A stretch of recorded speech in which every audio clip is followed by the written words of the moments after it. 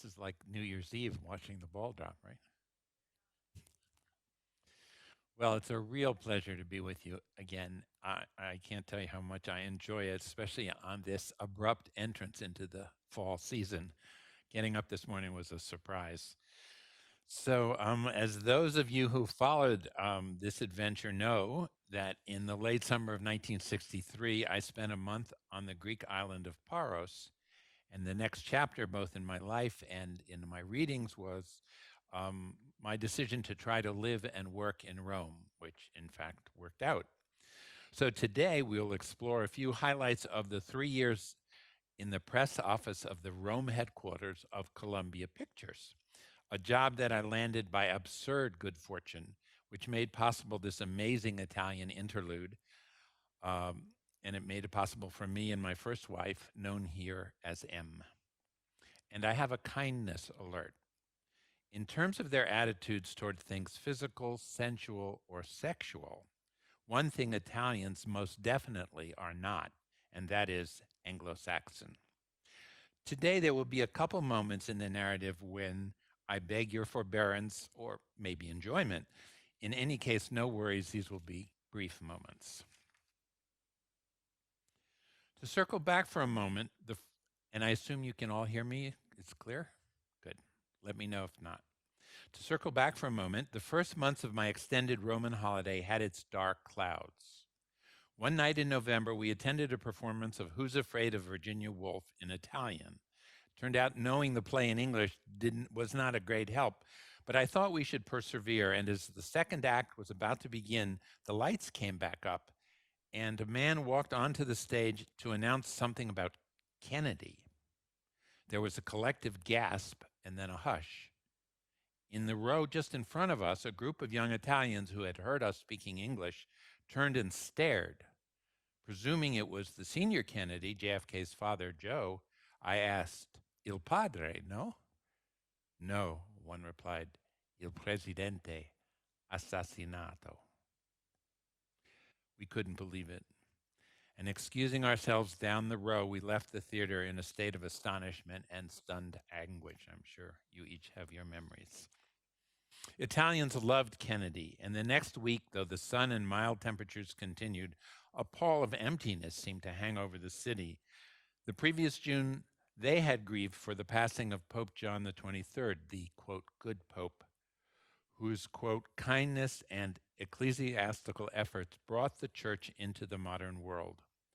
Pope John and JFK were welcomed as palpable beacons for a calmer and a more gracious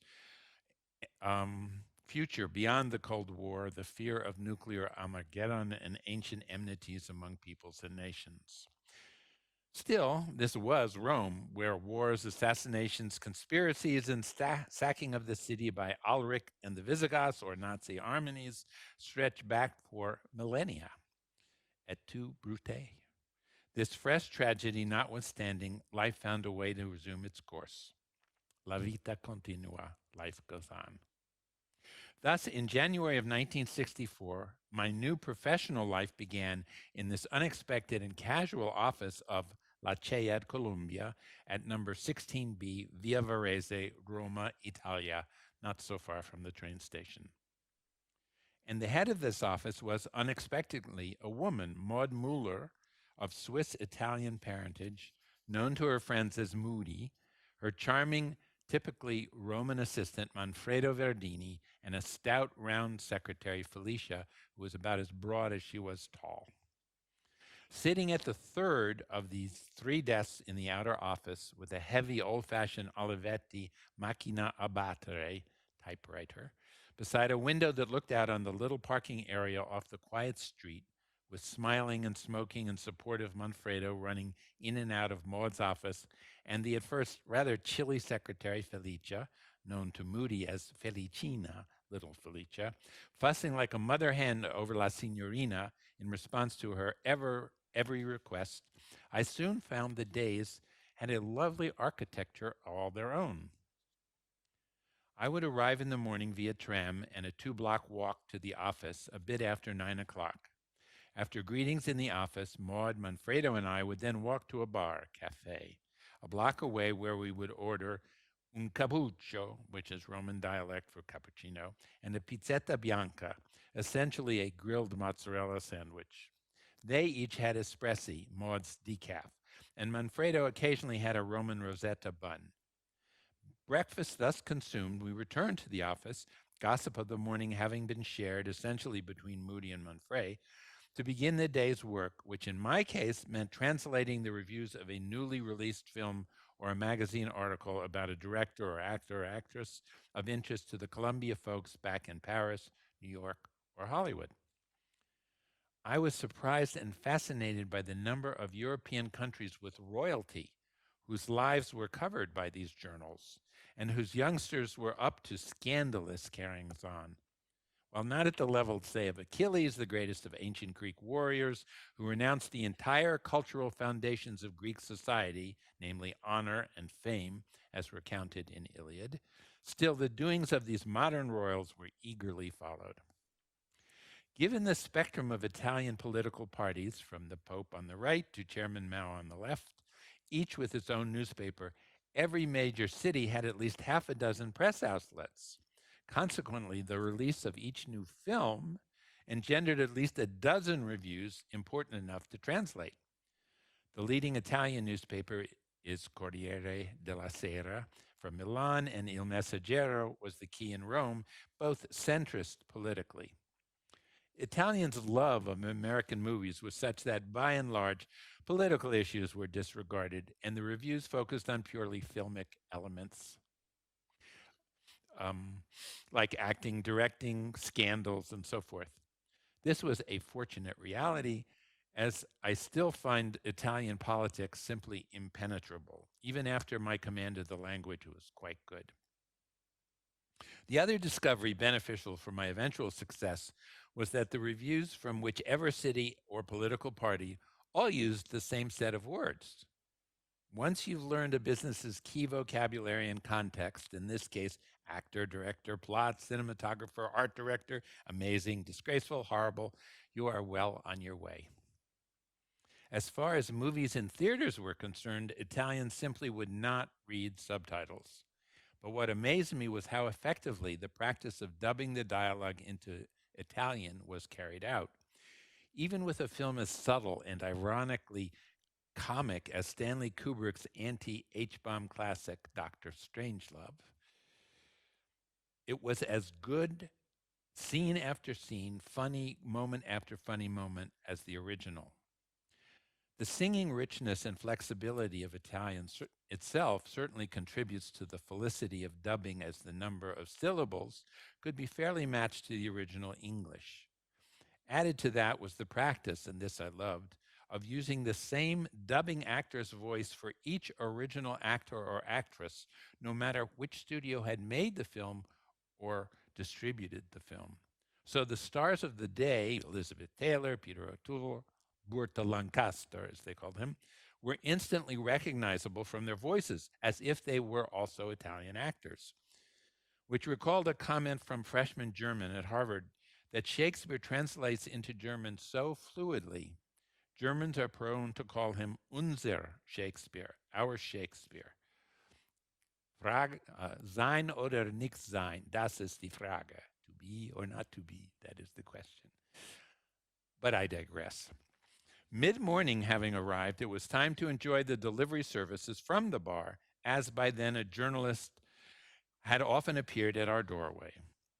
One favorite was Gigi from the paper Paese Sera. After hanging out a bit to chat and joke with Manfredo, and here's a kindness moment, quote, why do Americans make love doggy style? Okay, why? So they can both watch the television. Then Manfredo and the journalist would disappear into Maud's office to conduct the business of the day. Of course, when an important actor like spaced out Peter O'Toole, or an aloof producer like Sam Spiegel, or a wonderful, thoughtful person like, I'm forgetting his name, I'll think of it shortly, or a Pezzo Grosso from Columbia's office in Paris or London had to be met at the airport, this easygoing atmosphere changed radically. By 1 p.m., 1300, according to their 24-hour clock, so it was le 13, the 1300s, morning issues having been at least joined, if not resolved, it was off to the midday meal. I was back on the tram, walking the few blocks from the stop at Piazza Bologna in a residential neighborhood outside the historical city walls to which M and I had moved, and where M and I prepared a full meal involving pasta, salad, or vegetables. As I write this 60 years later, the health benefits of the Mediterranean diet and lifestyle continue to be explored, tested, and confirmed. Quote, mortality benefits of the Mediterranean diet know no boundaries, unquote. That's from an article in the August 27, 2023 edition of the Harvard Gazette. So enjoy your Italian foods. After lunch, we'd enjoy a midday nap, particularly welcome during the 6 months of the Roman summer from May through October. Although air conditioning was found in some luxury hotels, Italian homes and apartment houses were fitted with heavy slatted wooden window shades that could be variously configured to allow air, but not sun, to circulate through the rooms and over the marble floors, which, along with thick outer walls, kept interiors cool enough until the evening breeze from the mountains slipped over the windowsills to make sleeping deep and pleasurable.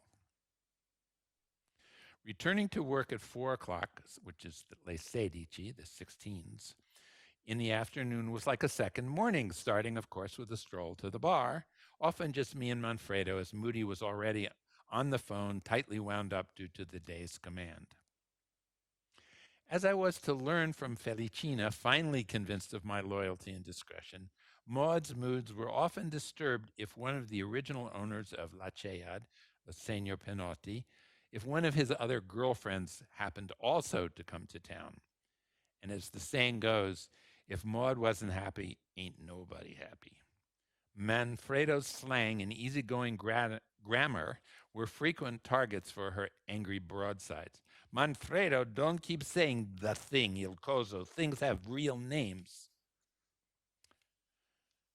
But business notwithstanding, romance seemed to be in the air in the office.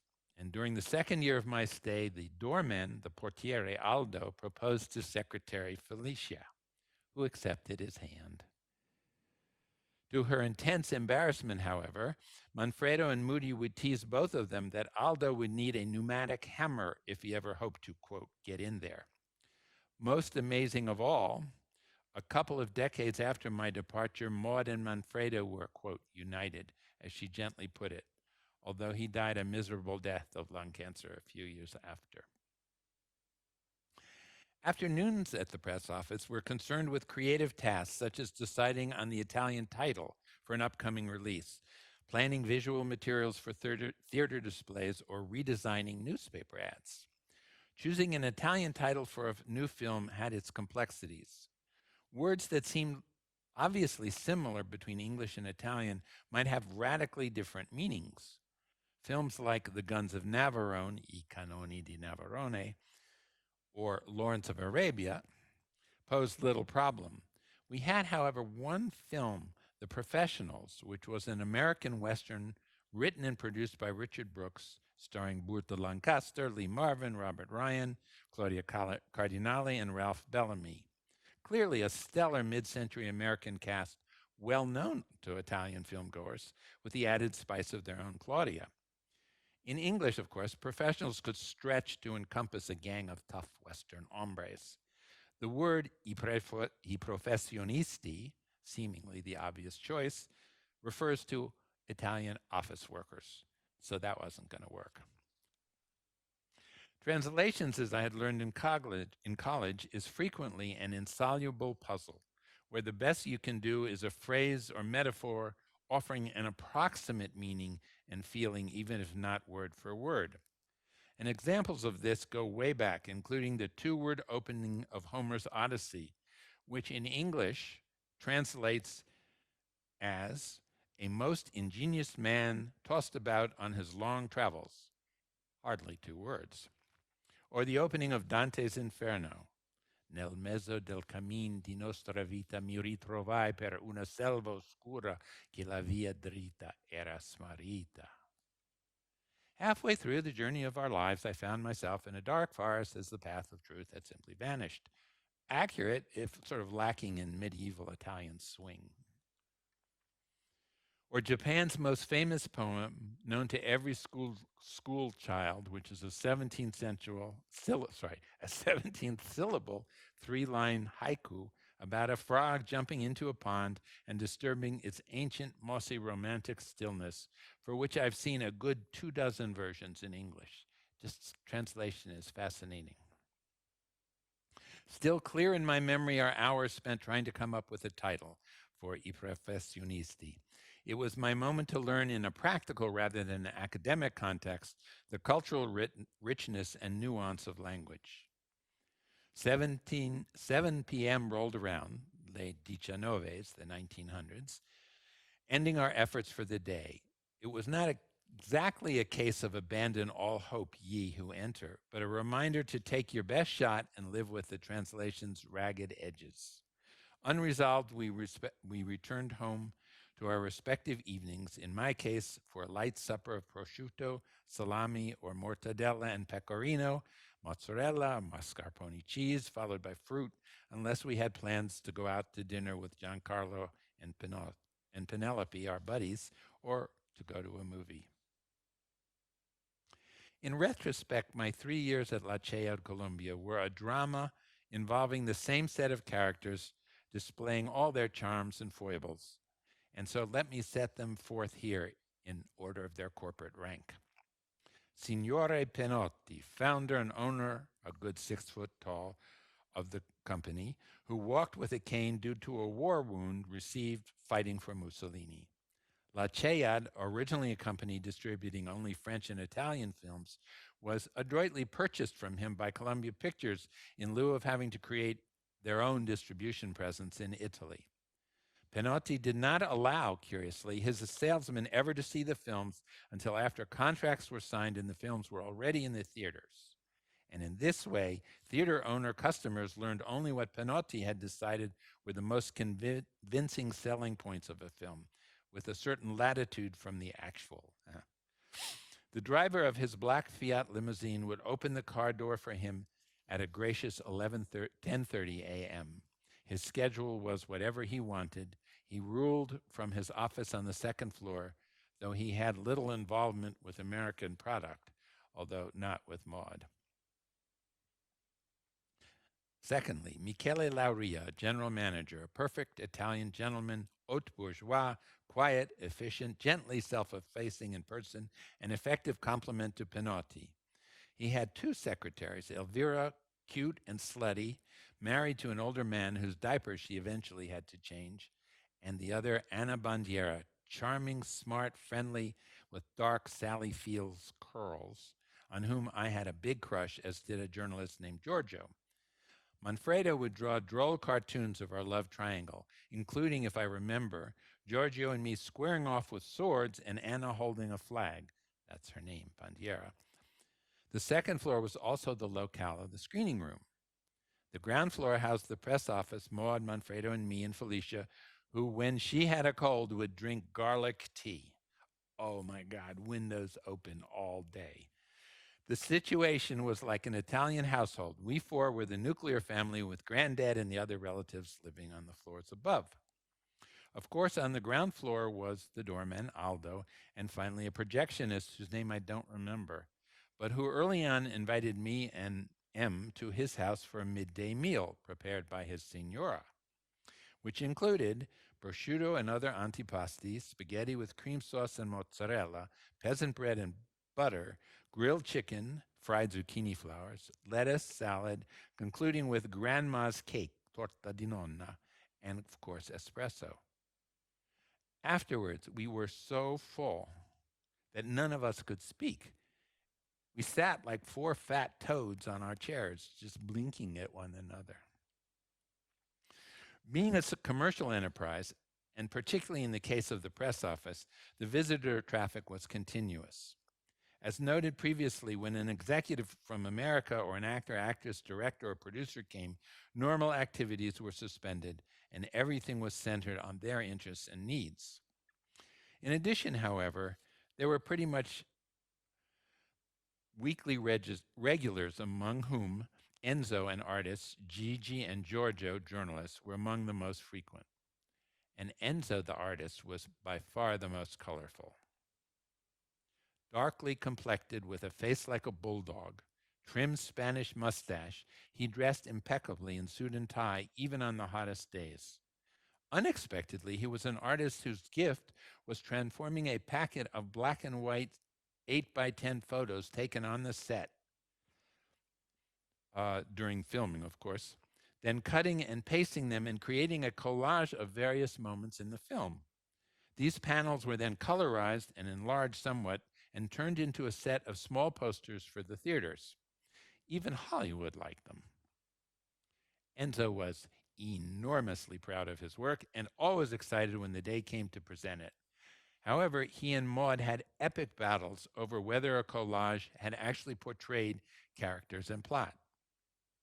Standing beside her desk, hands quivering, foam collecting on his overthrusted lower lip, he could barely listen to her.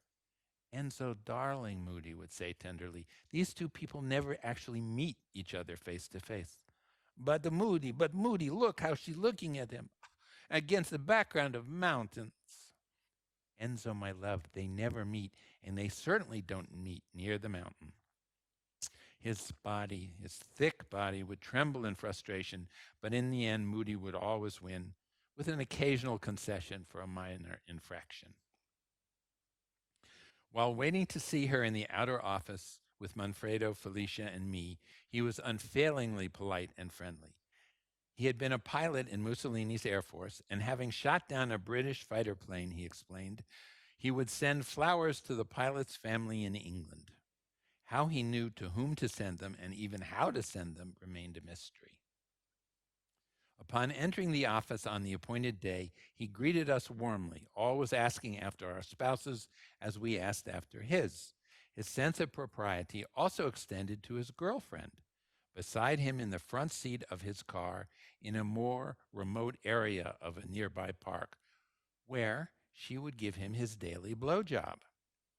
To make certain his trousers would not be soiled by an errant drop, as Manfredo explained to us, he had a special cloth created which he would first spread over his lap with a hole in the middle to allow his enthusiastic soldier to stand at attention. The informal Italian expression for this form of pleasuring is il pompino, the little pump, reflecting the motion of the head of the party given the pleasure. As I said, not Anglo-Saxons.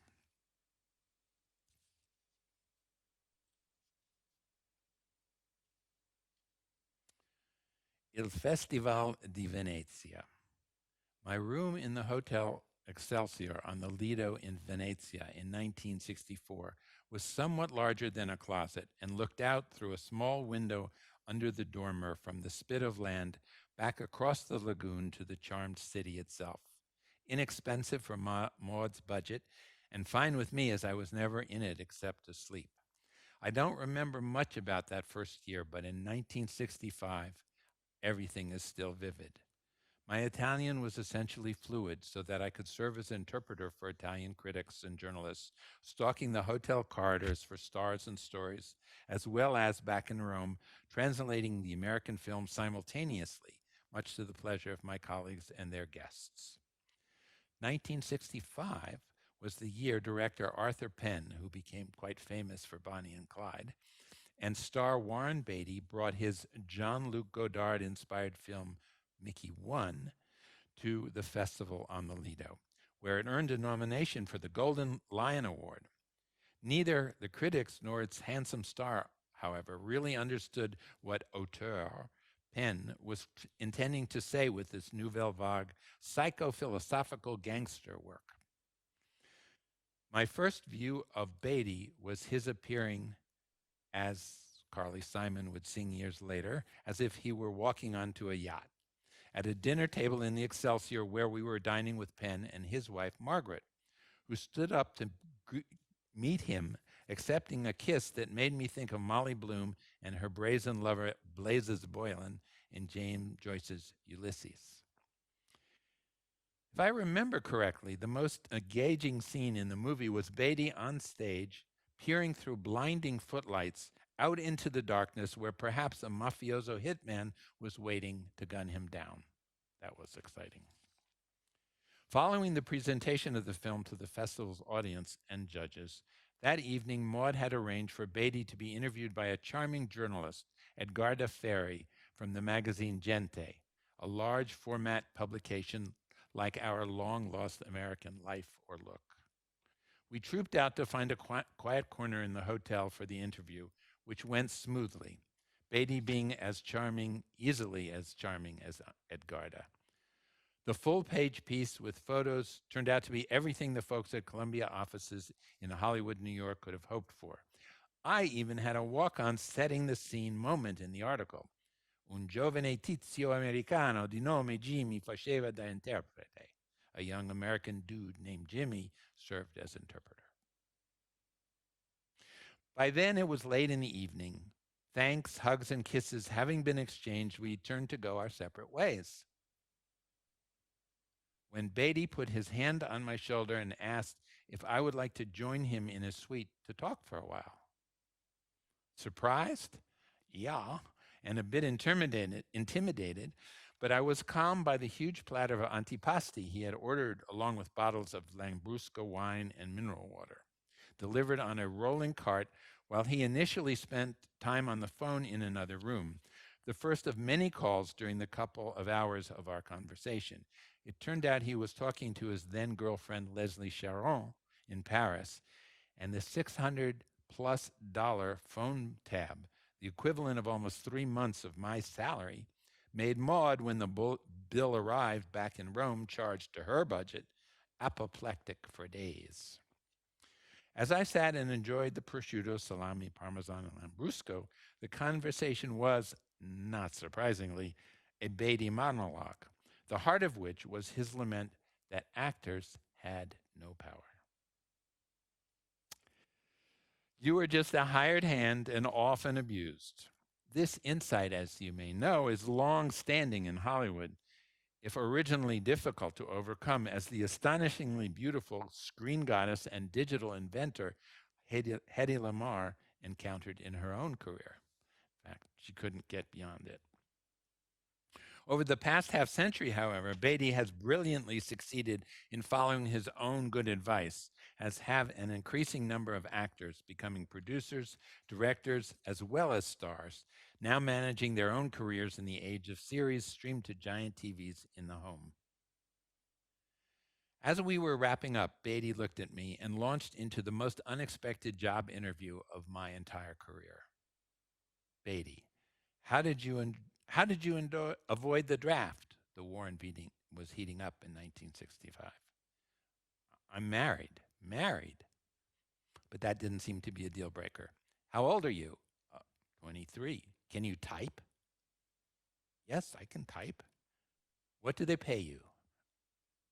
Oh, in dollars, about $260 a month. I can pay you 4 times that. He stopped to study my reaction. What would I do? You know, work with me, help me do things.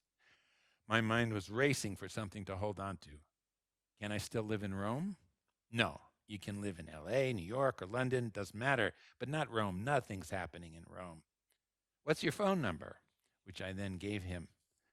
I'll call you the beginning of next week, okay? Yes, thanks so much for the okay, night. He was already heading back to the ringing phone and the long legged Miss Charon as the door closed behind him. I didn't even know how to think about this turn of events. An undefined job with a Hollywood movie star, the whirlwind of which finally left me for sleep in my little chambre under the eaves at around 3 in the morning. How to respond dominated my thoughts the last few days of the festival that were paused only by a glimpse of the beautiful Monica Vitti as she was leaving the hotel. Now, were I truly interested in a career in the movie industry, this could certainly be a good opening, Plus, there was the money. But it was a question of where we would live that was foremost in my considerations, the prospect of the three other fabulous localities notwithstanding.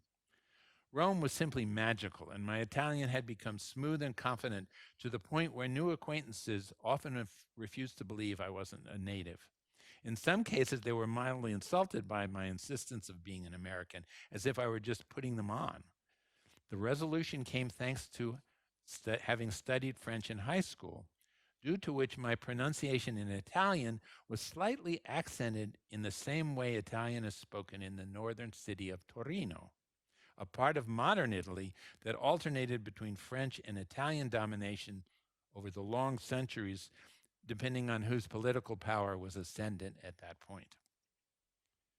Insofar as my name is easily translatable and to avoid these social miscues, I took to introducing myself as Giacomo James Chiaromonte, literally Lichtenberg, light of mountain.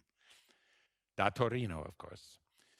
Much to the amusement of Manfredo and any of the friend journalists who might also have been in the office at that moment, delighted to go along with the pretense.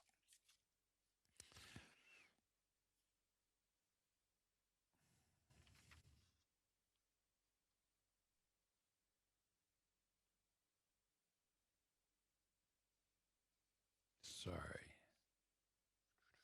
Here we go. And the last section of this bit is called Approaching a Crossroads. The week after returning from Venice began with the usual rituals at the Chayad office on Monday, and sure enough, the next evening, the phone rang at home.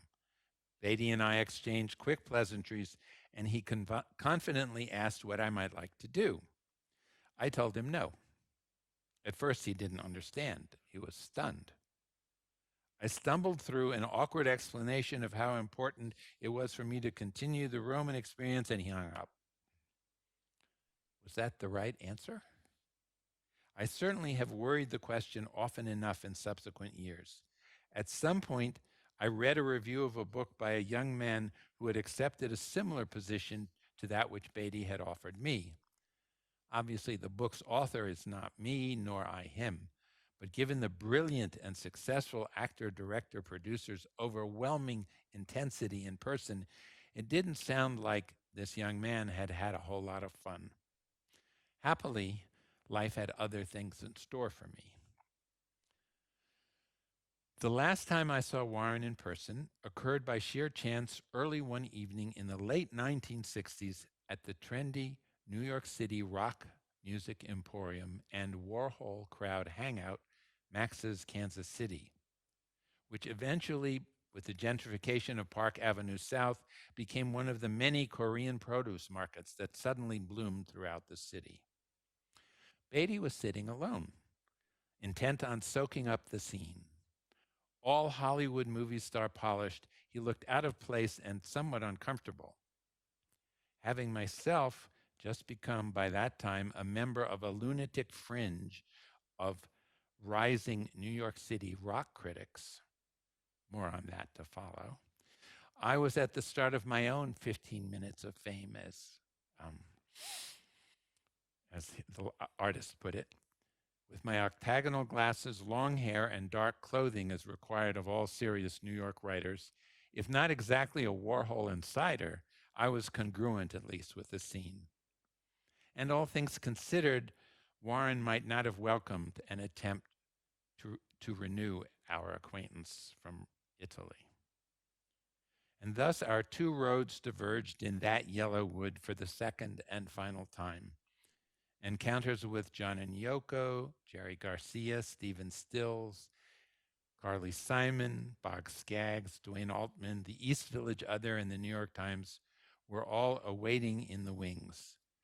And that has made all the difference. Thank you.